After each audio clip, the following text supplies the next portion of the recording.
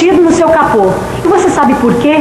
É para que o motorista que estiver na frente, quando olhar o espelho retrovisor, possa ler ambulância corretamente. E realmente esta é uma das características do espelho plano, refletir a imagem de modo invertido. Agora, o que a ambulância tem a ver com a nossa teleaula de hoje? Bom, na verdade, nada. Mas espelho, este sim tem tudo a ver e muito. É porque nós vamos entrar mais a fundo no tema reflexão, que você já teve a oportunidade de estudar na teleaula passada. Na teleaula de hoje, você vai estudar como são formadas as imagens nos espelhos planos e nos espelhos esféricos, sejam eles côncavos ou convexos. E agora toda atenção, porque a nossa teleaula de hoje está apenas começando. É aqui mesmo, hein? Lá. Ficou aí? Mas tá bom, né? Tá bom. Legal hoje.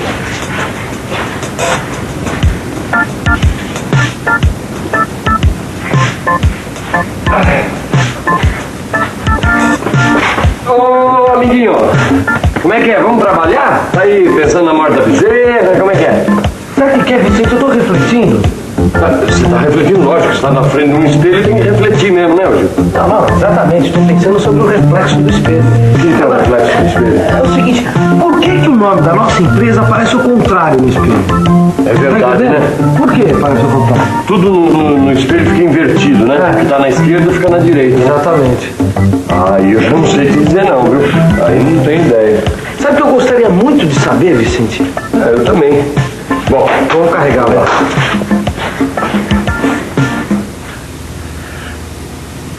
O espelho é mesmo um objeto muito estranho, você não acha? É que ele já é tão habitual no nosso cotidiano que a gente nem presta mais atenção, nem pensa mais nisso. Mas imagina alguém que nunca tenha visto um espelho ao ver um espelho pela primeira vez. Não, deve ter levado um susto. É como se lá dentro dele estivesse uma coisa, mas na verdade é só a imagem dessa coisa refletida. Não, eu mesmo fico intrigado com isso. E tentando entender como as imagens se formam no espelho, eu fiz até esse desenho aqui, ó. Está vendo só? Isto aqui representa um espelho plano. E aqui eu desenhei uma lâmpada. E este é o olho do observador. Eu desenhei um raio luminoso que sai de um ponto do filamento da lâmpada. Esse raio bate no espelho formando um ângulo I, com A normal, e é refletido para o observador com um ângulo R. Repare que esses dois ângulos são iguais. Desse modo eu posso saber a direção de onde vem a luz do espelho e que está chegando ao olho. Mas o que eu ainda não sei é exatamente onde está a imagem daquele ponto do filamento. E para que eu saiba onde está esta imagem, eu preciso de mais um raio luminoso que saia daquele ponto. Então eu vou completar o meu desenho assim. Agora, com dois raios luminosos, a imagem do ponto do filamento fica determinada. O conjunto de todas as imagens, de todos os pontos da lâmpada, é a imagem que você vê dentro do espelho. Esse ponto P é chamado ponto objeto. É dele que vão sair alguns dos raios luminosos que vão atingir o espelho. Quando estes raios estão saindo do espelho, o ponto P' em que eles se cruzam é chamado ponto imagem. Se os raios luminosos estão entrando de maneira divergente, como é o caso desse desenho, o ponto objeto será chamado de ponto objeto real. E quando eles estão saindo do espelho de maneira divergente, o ponto definido por eles vai ser chamado de ponto imagem virtual. Virtual, a imagem ou aparência de algo e não a sua realidade. Eu entendi bem essa construção geométrica da imagem de um objeto em um espelho plano, tá? Mas eu queria saber um pouco mais sobre as relações entre o objeto e sua imagem na questão do tamanho. Eu estudei muito sobre esse assunto para fazer um exame. Olha só, Rosinha, na verdade, num espelho plano, a gente não tem muita dificuldade em entender essas relações na prática, mas a teoria precisa de um pouco de cuidado. Por exemplo, para a gente calcular a distância do objeto ao espelho, certo? E da sua imagem ao espelho, a gente precisa fazer o seguinte. Vamos imaginar um ponto luminoso, P, que envia raios luminosos em todas as direções. Alguns desses raios vão atingir o espelho, certo? Se a gente tomar o raio luminoso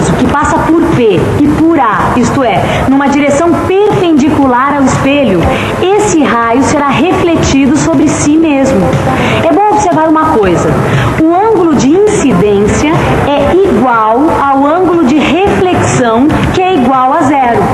O raio que sai da lâmpada atinge o espelho no ponto B e volta, formando um ângulo igual ao de incidência, isto é, I é igual a R. Repare que se formaram dois triângulos, um ABP e outro ABP'. São dois triângulos iguais, pois tem o lado AB comum e dois ângulos iguais. A partir daí, se chega à conclusão que a distância do objeto ao espelho, ou AP, é igual à distância da imagem do objeto ao espelho, ou AP'. E para deixar isso bem claro, vamos imaginar uma direção diferente de PB. Por exemplo, uma direção PC. Veja que o ponto P' aparece sempre na mesma posição. O que isso quer dizer? Que a posição de P' não depende do ângulo de incidência. Ou melhor, o ponto P vai sempre produzir um ponto imagem P' na mesma posição.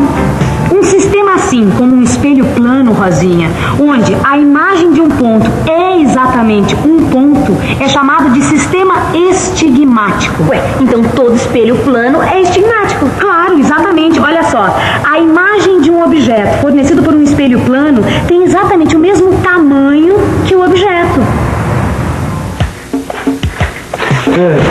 Agora a gente está sabendo tudo sobre o espelho, hein, Vicente? Estamos entendendo. Por exemplo, já sabemos que a distância entre um ponto objeto até um espelho plano é igual à distância dessa imagem até esse espelho. E que um espelho plano é estigmático. Exatamente. E que um espelho plano sempre inverte esquerda-direita. Exatamente. Agora, a gente está entendendo tudo sobre o espelho, né? Mas pera um pouquinho, estamos entendendo tudo sobre espelhos planos. Claro. Porque será que essas coisas todas valem para um espelho esférico, por exemplo? Espelho esférico, Vicente? O seu semblante já não espelha tanta sabedoria, meu caro Gil. Quer ver uma coisa? Tem um aí, é? Tem um. Ó, eu pensei porque eu olhei para isso aqui. Olha aí, ó. Olha, Vicente, o nosso rosto fica completamente deformado. Você viu? Que loucura! Um espelho esférico é uma calota esférica retirada de uma superfície esférica. Portanto, o espelho pode ter uma forma côncava ou uma forma convexa. Visto assim por fora, o espelho é convexo. Se a gente quebrasse essa bola, iríamos ter dentro dela um espelho côncavo. E esses reflexos são as imagens de tudo que existe ao redor da bola, dadas por este espelho esférico. São imagens virtuais, que ao contrário do espelho plano, aparecem deformadas. Por isso, esse tipo de espelho não é um sistema estigmático. Esses sistemas são chamados astigmáticos. Mas você não gostaria de ficar por dentro um pouco mais sobre esse assunto?